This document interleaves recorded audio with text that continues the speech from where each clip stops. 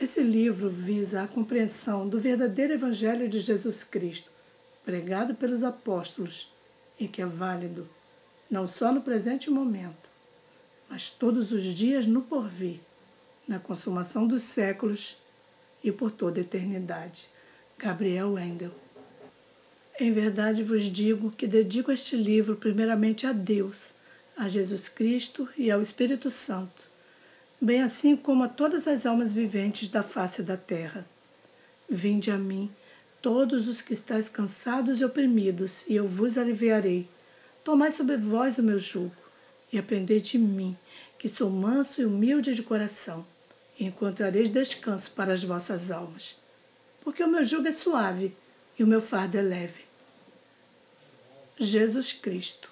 Evangelho de Mateus 11, versículo do 28 ao 30. No princípio, antes de Deus criar todas as coisas, pois em verdade vos digo que simplesmente ele não foi criado, mas é o grande eu sou. Lá no céu havia um anjo de luz. Este anjo de luz, por sua vez, quis tornar-se maior do que Deus. Então, começou a enganar a terça parte dos anjos do céu. Houve então uma grande batalha no céu. Miguel e seus anjos batalhavam contra o anjo de luz e seus amigos.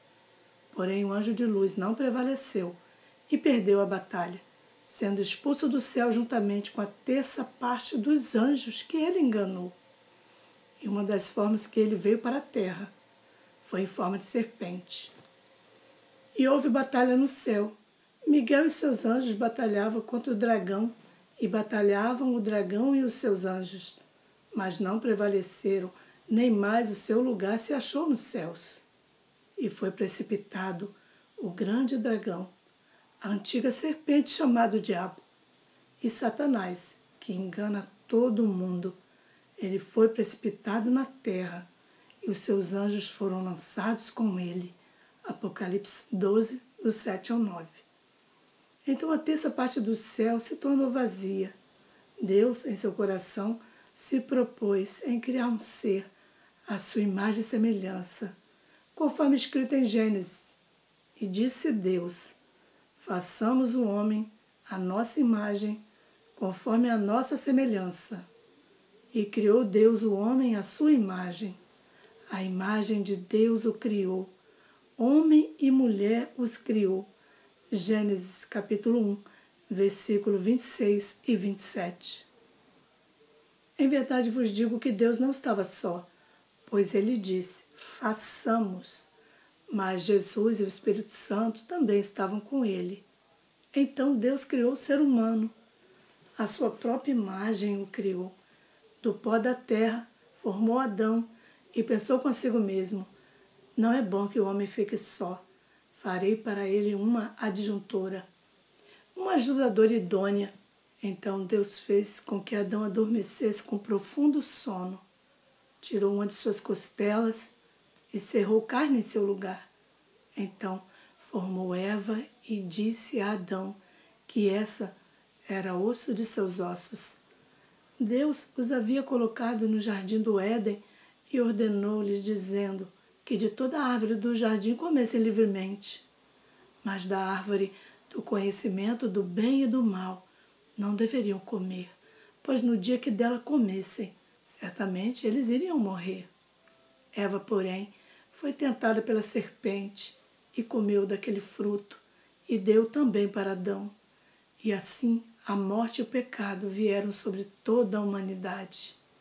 Mas Deus levantou um Salvador, seu unigênito Filho, Jesus Cristo, para que sobre ele fosse derramada a ira de Deus por causa de nossos pecados, e ele fosse o sacrifício vivo pela humanidade, para pagar a dívida do pecado de todos os seres humanos, sofrendo sobre ele a condenação que nós merecíamos, e que fossem livres do tormento eterno do inferno e herdassem o reino dos céus, preparado antes da fundação do mundo, para todos que nele crescem e fizessem a sua vontade.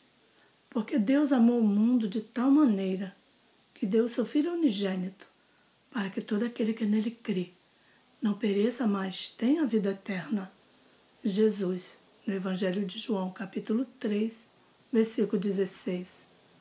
Após Adão e Eva terem filhos, foram surgindo as gerações seguintes e o pecado continuou a se multiplicar, até que se chegou nos dias de Noé. Noé, porém, achou graça aos olhos de Deus. Era um homem temente, justo, fiel e que andava com Deus. Noé tinha sua esposa, seus 3 filhos, Sam, Cã e Jafé. E estes, por sua vez, tinham suas esposas. Portanto, era o total de 8 almas. Deus novamente se entristecera por ver a corrupção da humanidade. Então, arrependeu-se o Senhor de haver feito o ser humano, porque agia de forma má continuamente. E viu o Senhor que a maldade do homem se multiplicara sobre a terra e que toda a imaginação dos pensamentos de seu coração era só má continuamente. Então, arrependeu-se o Senhor de haver feito o homem sobre a terra e pesou-lhe em seu coração. Gênesis, capítulo 6, versículos 5 e 6. Chamou então seu servo Noé, lhe ordenando que construísse uma arca, pois Deus enviaria um dilúvio sobre a face da terra, e o fim de todas aquelas vidas seriam perante a face do Senhor Deus. Noé fez conforme o Senhor lhe mandara, e não somente construía a arca, como também pregava ao povo, designado como pregoeiro da justiça. Mas as pessoas não lhe deram crédito, pois havia apenas um vapor que subia sobre a face da terra, como uma espécie de um sereno, mas ainda não havia chovido sobre a face da terra. Passados longos anos, Noé cumprira o que o Senhor lhe ordenara e, terminada a arca, fez conforme tudo quanto o Senhor tinha dito. Entrou com os animais, 2 de cada espécie, sua esposa, seus filhos, suas noras, e a porta da arca foi fechada. Então o dilúvio começou a vir sobre a terra, e bebês, crianças, adolescentes, jovens, adultos e idosos, todos morreram nas águas do dilúvio. Passados alguns dias, o Senhor Deus abaixou o nível das águas, e Noé seguiu a sua vida com a sua família, e vieram as gerações seguintes. Até que, por sua vez, chegou até a geração de Abraão, o qual foi chamado por Deus, e do fruto do seu relacionamento com Sara. Deus lhe disse que ele seria pai de muitas nações, de sorte que não poderia contar como as estrelas do céu e a areia do mar. Disse-lhe, porém, o Senhor Deus, que a sua descendência seria peregrina em terra alheia e a sujeitaria a uma escravidão por 400 anos. Abraão, deixando a sua terra e parentela, foi habitar na terra que Deus disse que lhe havia de mostrar, que se corresponde à terra de Canaã, hoje popularmente conhecida como Israel. Nasceu-lhe então Isaque. Isaque gerou a Jacó, e Jacó aos 12 patriarcas, os quais se tornaram as 12 tribos de Israel: Judá, Ruben, Gade, Aser, Naftali, Manassés, Simeão, Levi, Issacar, Zabulon, José e Benjamim. Estes formaram a nação amada de Deus, denominada Israel, tendo como capital a cidade de Jerusalém. Tendo, porém, os irmãos de José inveja dele, venderam-no para o Egito. Mas Deus era com ele, livrou de todas as suas aflições e lhe deu graça perante a Faraó, rei do Egito, o qual o constituiu por governador do Egito e de toda a sua casa. Sobreveio então grande fome em Canaã. Ouvindo, porém, Jacó que no Egito havia alimentos, ordenou a seus filhos que descessem ao Egito. E José, na segunda visita deles, foi conhecido por seus irmãos. e sua linhagem manifesta a Faraó. E José mandou chamar seu pai Jacó e a toda a sua parentela, que era de 75 almas. Desceu Jacó ao Egito e encontrou com seu filho José. E Jacó, após alguns dias, morreu. Aproximando-se, porém, a promessa que Deus tinha feito a Abraão, o povo cresceu e se multiplicou no Egito. Após a morte de José, levantou-se outro rei, que não o conhecia, e esse, usando de astúcia, escravizou o povo de Israel, a ponto de dizer para abandonar as suas crianças, a fim de que não se multiplicassem. Nesse tempo nasceu Moisés, e foi criado 3 meses em casa de seu pai. Porém, sua mãe, não podendo ocultá-lo por muito tempo, colocou-o em um cesto e enjeitou-o em um rio, próximo de onde se banhava a filha de Faraó. Essa, por sua vez, criou como seu filho em toda a cultura dos egípcios. Moisés, porém, era hebreu. E quando completou a idade de 40 anos, veio-lhe o desejo em seu coração de ir visitar os seus irmãos, os filhos de Israel. E vendo o egípcio maltratando um deles, defendeu o israelense e vingou o ofendido, matando o egípcio. E ele cuidava que seus irmãos haviam de dar liberdade através de sua vida, mas seus irmãos não compreenderam. E no dia seguinte, pelejando eles, foi por ele visto e quis levar paz outros que discutiam. Mas o que ofendia ao seu próximo respondeu: queres tu matar-me, como ontem mataste aquele egípcio? Por essa palavra, Moisés entendeu que o fato que ocorrera se tornou ao conhecimento de alguns. Então fugiu e foi habitar em Midian, onde teve Jetro por seu sogro, e Zípora, que era uma de suas filhas, deu-a para ser esposa de Moisés. Num belo dia, Moisés estava no deserto, no Monte Sinai, e numa chama de fogo no meio de uma sarça. Observou Moisés que a sarça não se consumia. Então Moisés maravilhou-se, e a voz do Senhor lhe foi dirigida dizendo: eu sou o Deus de teus pais, o Deus de Abraão, o Deus de Isaque e o Deus de Jacó. Tira as alparcas dos teus pés, porque o lugar em que estás é terra santa. Tenho visto atentamente a aflição do meu povo que está no Egito. Ouvi os seus gemidos e desci a livrá-los agora. Pois vem e enviar-te-ei ao Egito. Então Moisés cumprira tudo que o Senhor Deus lhe ordenara e levar o povo de Israel à terra que emanava leite e mel. E este é aquele Moisés que disse aos filhos de Israel: o Senhor vosso Deus vos levantará dentre vossos irmãos um profeta como eu, a ele ouvireis. E Moisés falava a respeito do Messias, o Cristo, que seria enviado por Deus para trazer a remissão dos pecados e a vida eterna aos seres humanos. Sendo assim, Deus deu a sua lei escrita pelo seu próprio dedo nas tábuas, lavradas por Moisés quando subiu ao monte em Horebe. Desta forma, Deus mostrou para o ser humano como ele o queria em verdadeira justiça e santidade.